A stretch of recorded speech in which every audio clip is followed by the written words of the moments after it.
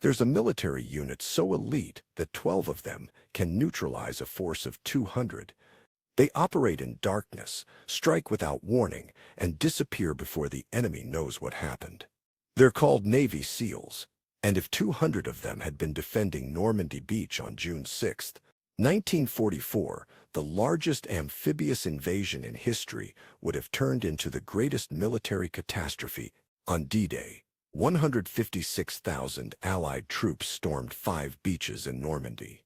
They faced 50,000 German defenders who were poorly positioned, inadequately equipped, and commanded by officers who thought the invasion would come at Calais.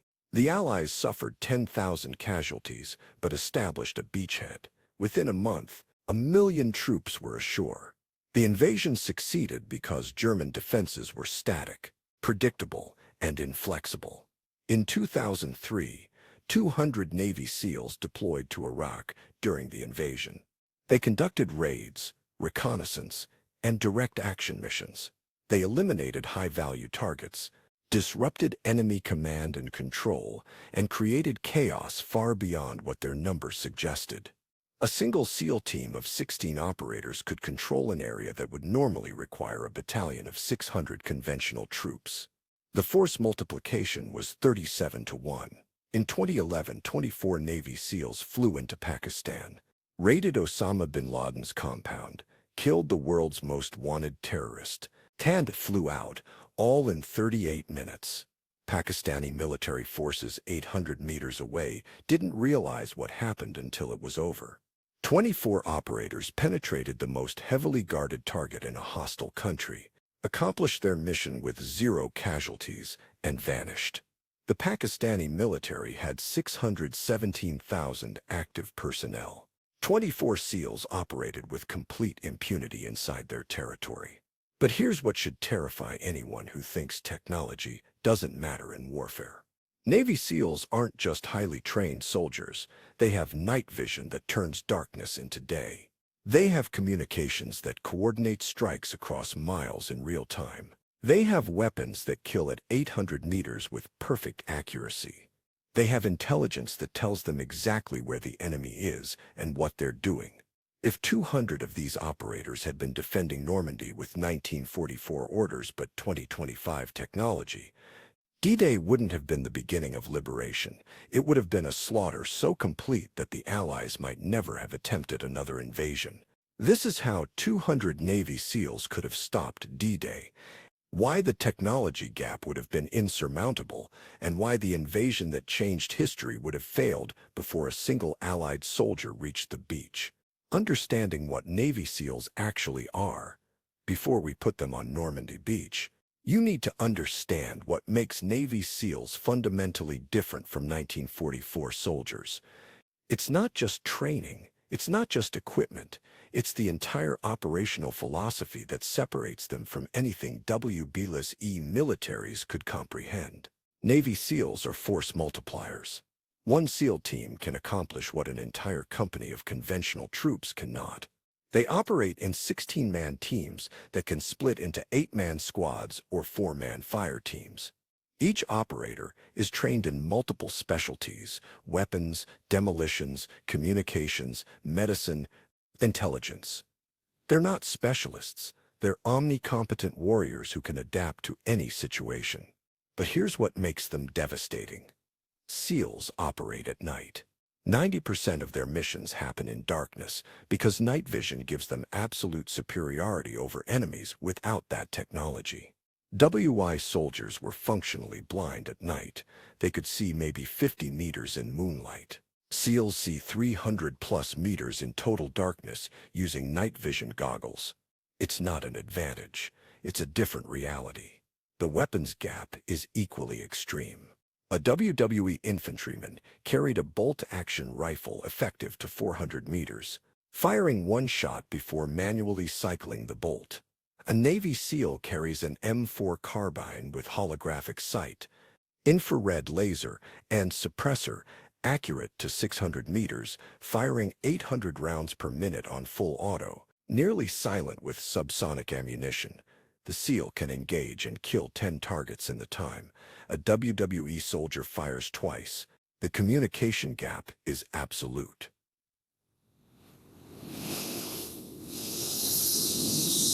Runner or signal flags.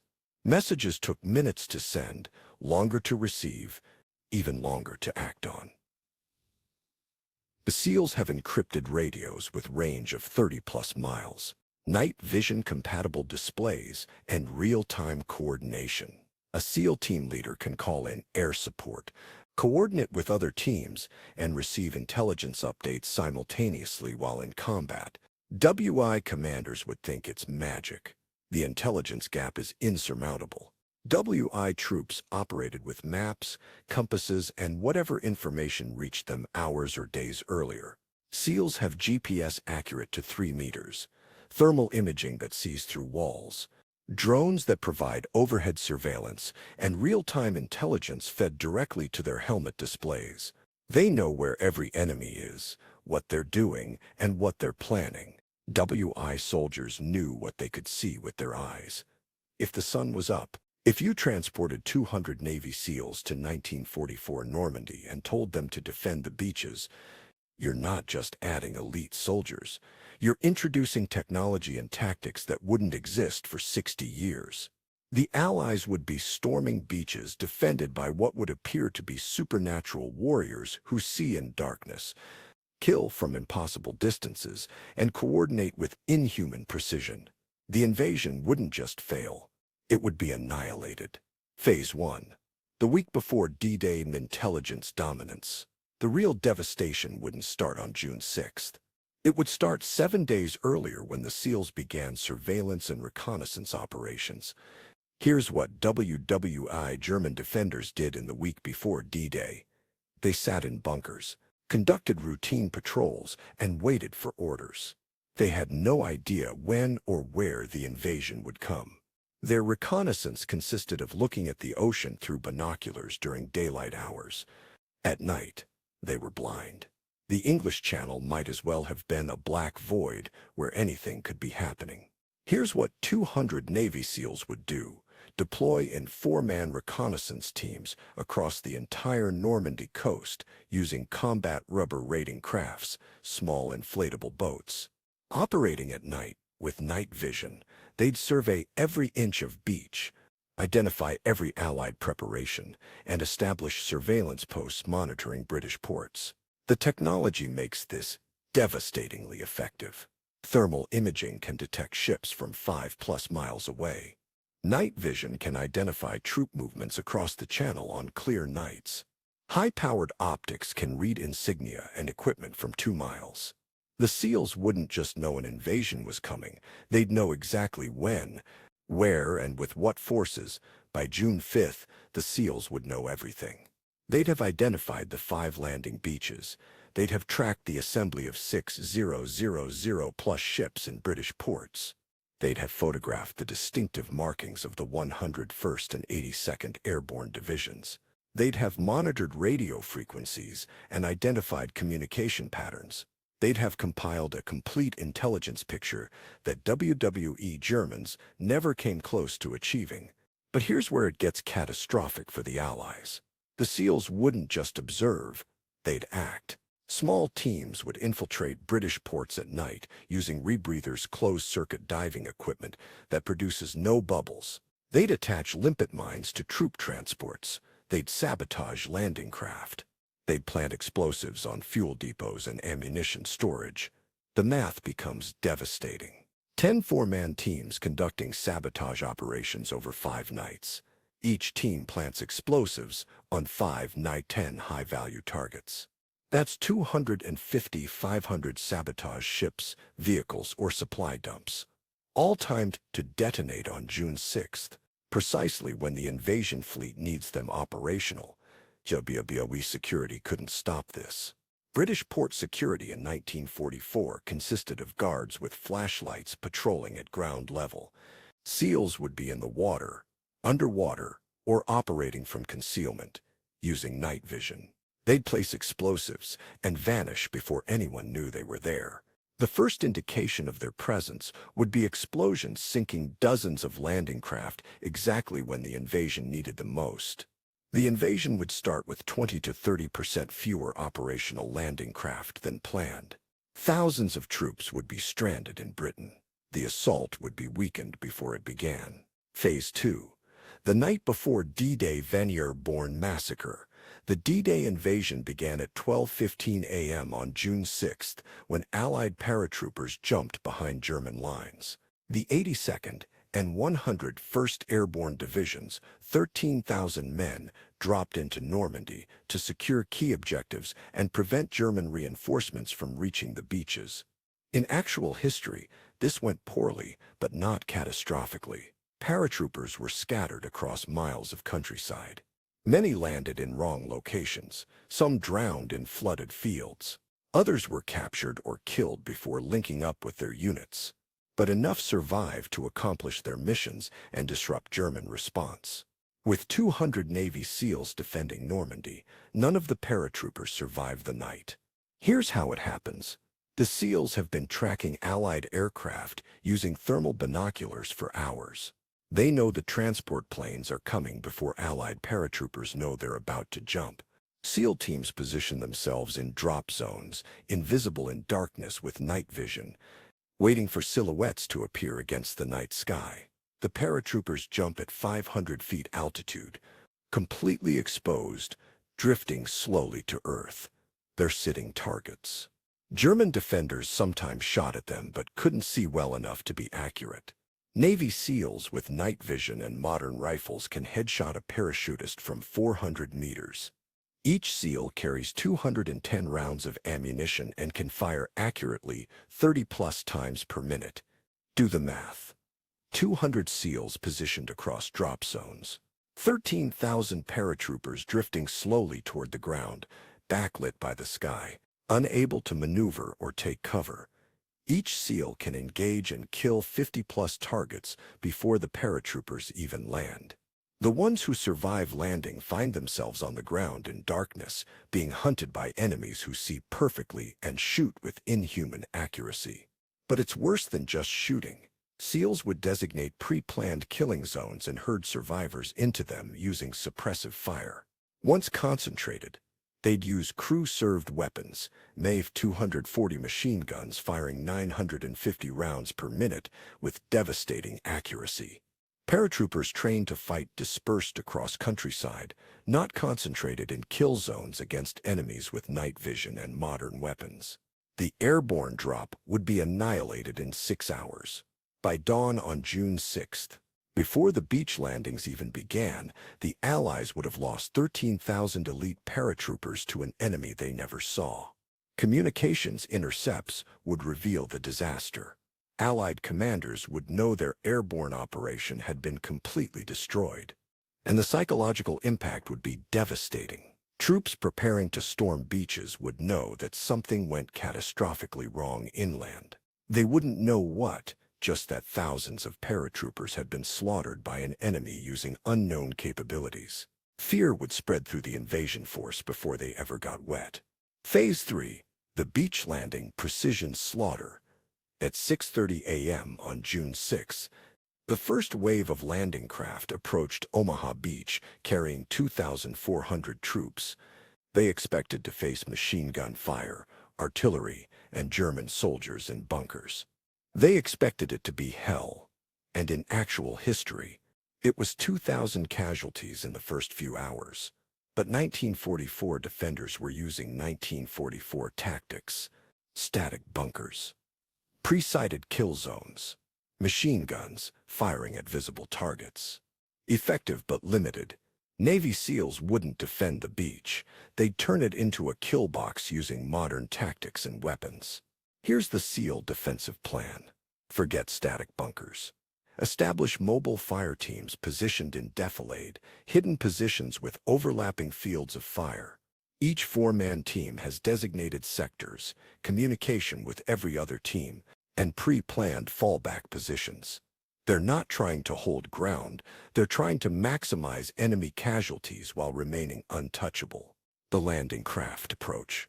From 1,000 meters out, SEAL sniper teams engage, using M107.50 caliber rifles, effective to 2,000 meters. These weapons can penetrate the armor of WW-wall landing craft and kill multiple people per shot. 20 sniper teams, each engaging one landing craft every 30 seconds. 40 landing craft, disabled or crews killed before they reach the beach.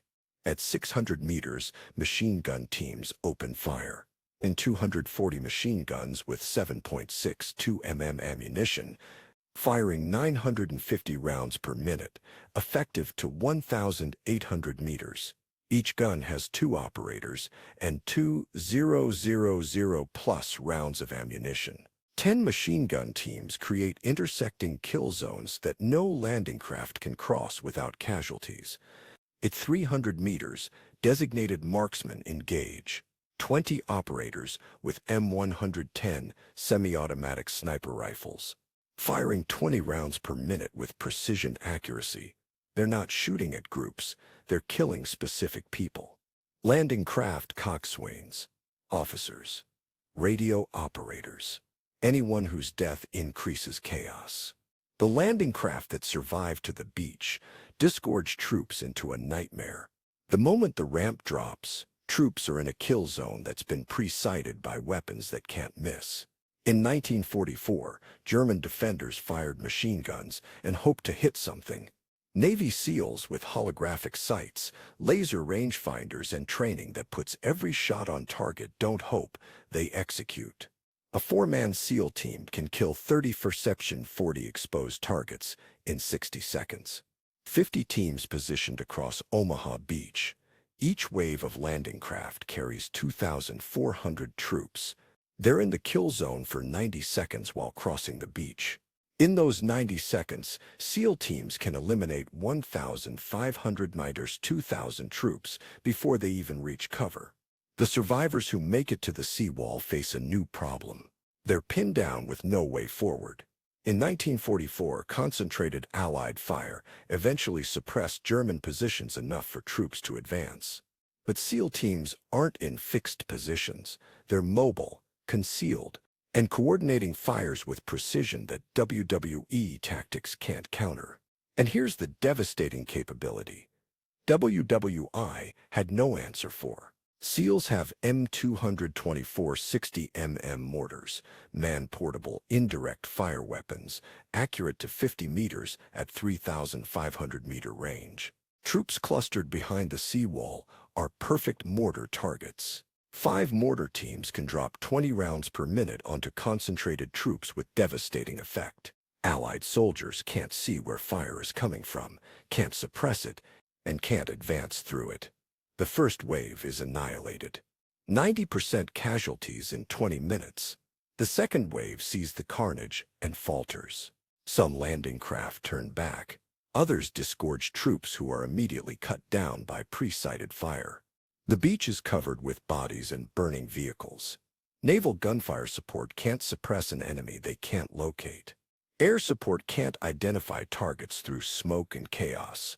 Omaha Beach is a failure. 4,000 dead, 2,000 wounded, 0 penetration of defenses. Allied commanders order a halt to commit reinforcements to other beaches. But those beaches face the same problem. Mobile SEAL teams with modern weapons creating kill zones that 1944 tactics can't overcome. Phase 4. The counterattack, hunting survivors. This is where Navy SEALs would differ most from 1944 defenders. German forces in actual history mostly stayed in defensive positions, allowing Allied forces to consolidate beachheads once they penetrated inland. Navy SEALs would do the opposite. Once the beach assault stalls, they'd go on the offensive. Here's the nightmare scenario for Allied forces.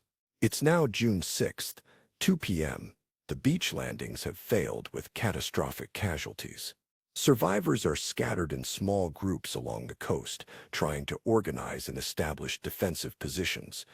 They're exhausted, traumatized, and convinced they're facing an enemy with supernatural capabilities. SEAL teams transition to hunter-killer operations. Using thermal imaging and night vision, they identify every concentration of Allied troops.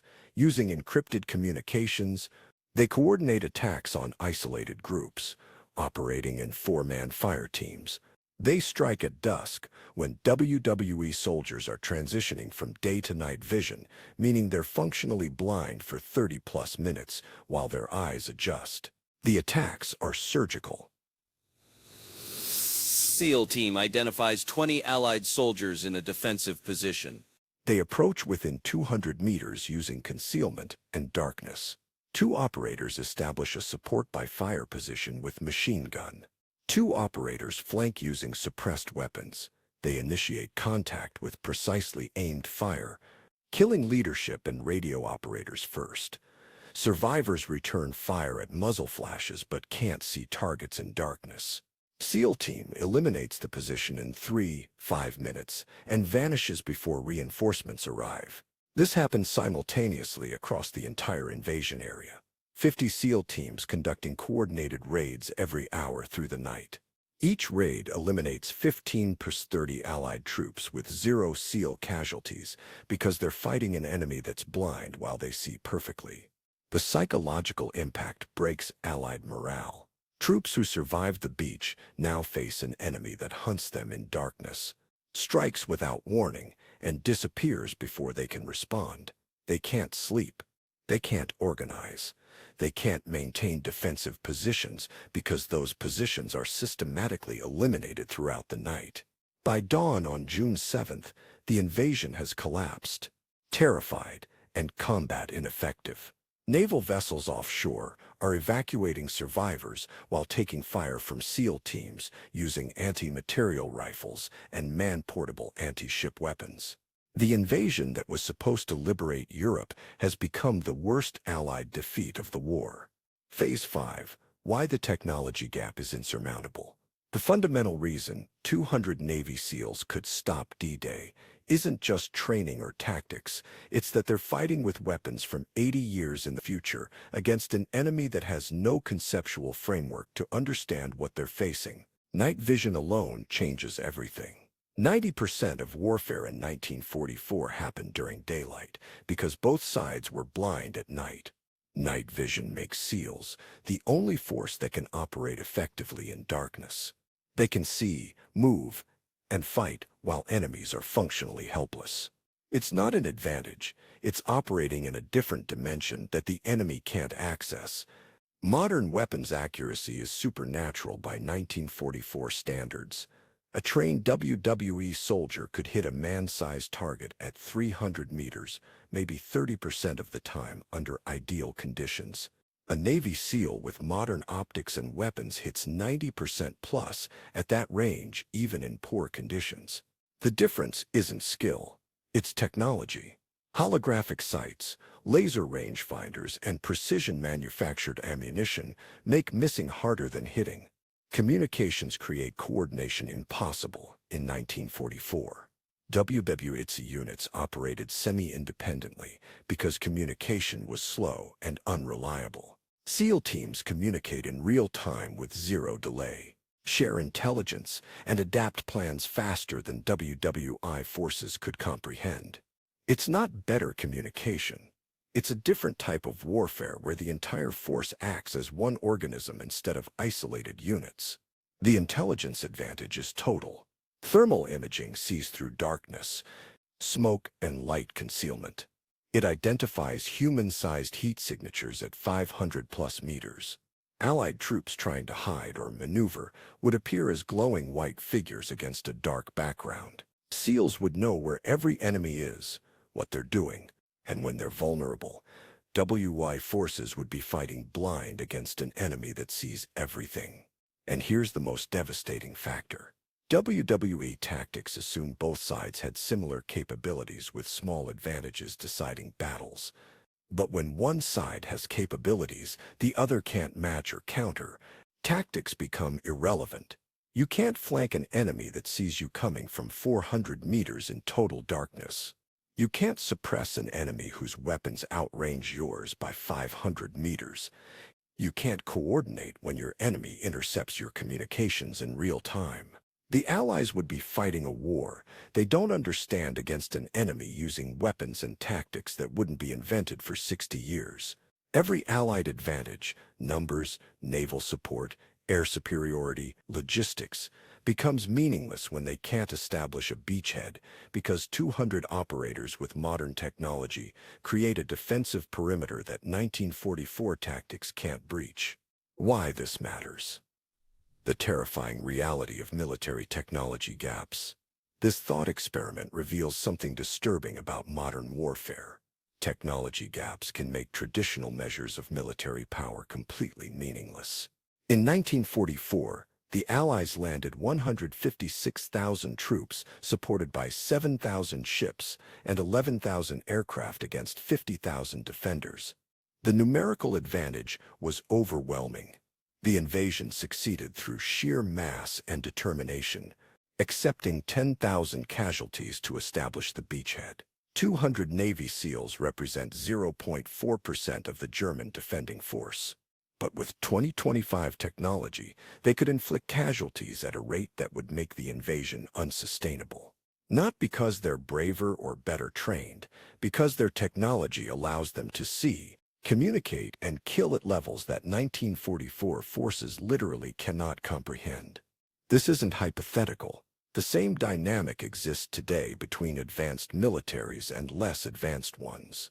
When the U.S. military fights opponents without night vision, modern communications, and precision weapons, the casualties are extremely asymmetric.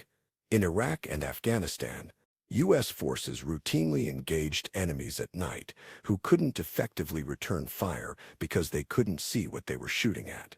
The lesson is terrifying. In warfare, technology gaps can be more decisive than numbers, strategy, or bravery. A small force with overwhelming technological advantage can defeat a much larger force that lacks capability to counter that technology.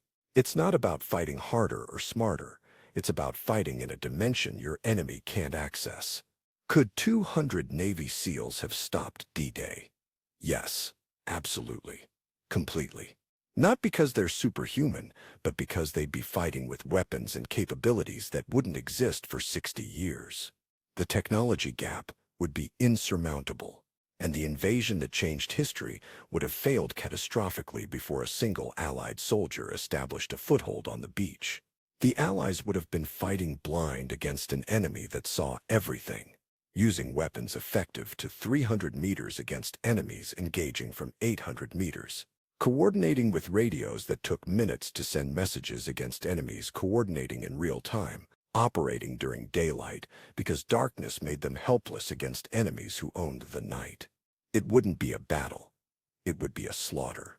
And it would prove that in warfare, technology doesn't just provide advantages, it can make the outcome predetermined before the first shot is fired. That's the terrifying reality of modern military technology. And why 200 Navy SEALs defending Normandy in 1944 would have turned the greatest invasion in history into the greatest defeat.